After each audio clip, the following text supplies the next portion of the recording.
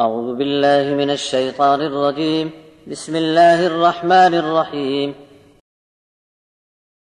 والنازعات غرقا والناشطات نشطا والسابحات سبحا فالسابقات سبقا فالمدبرات أمرا يوم ترجف الراجفة تتبعها الرادفة قلوب يومئذ واجفة أبصارها خاشعة يقولون أئنا لمردودون في الحافرة أئذا كنا عظاما نخرة قالوا تلك إذا كرة خاسرة فإنما هي زجرة واحدة فإذا هم بالساهرة هل أتاك حديث موسى إذ ناداه ربه بالوادي المقدس طوى اذهب إلى فرعون إنه طغى فقل هل لك إلى أن تزكى وأهديك إلى ربك فتخشى فأراه الآية الكبرى فكذب وعصى ثم أدبر يسعى فحشر فنادى فقال أنا ربكم الأعلى فأخذه الله نكال الآخرة والأولى إن في ذلك لعبرة لمن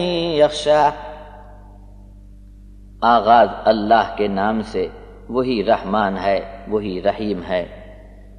جوڑ جوڑ میں ڈوب کر گھسیٹ کر نکالنے والوں کی قسم، جوڑ بند کو آسانی سے کھولنے والوں کی قسم، تیزی سے تیرتے ہوئے اڑنے والوں کی قسم، حکم پر دوڑ کر آگے بڑھنے والوں کی قسم، ہر حکم پر عمل کرتے ہیں تدبیر سے.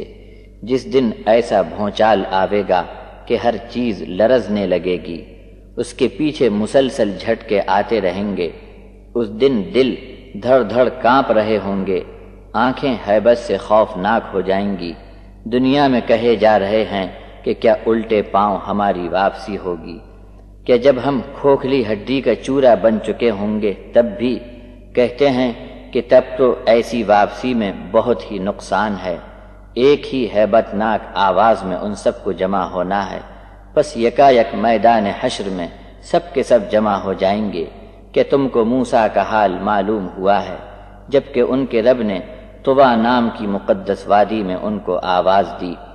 حکم فرمایا کہ موسیٰ تم فرعون کی طرف جاؤ، وہ بہت ہی شرارت پر اتر آیا ہے.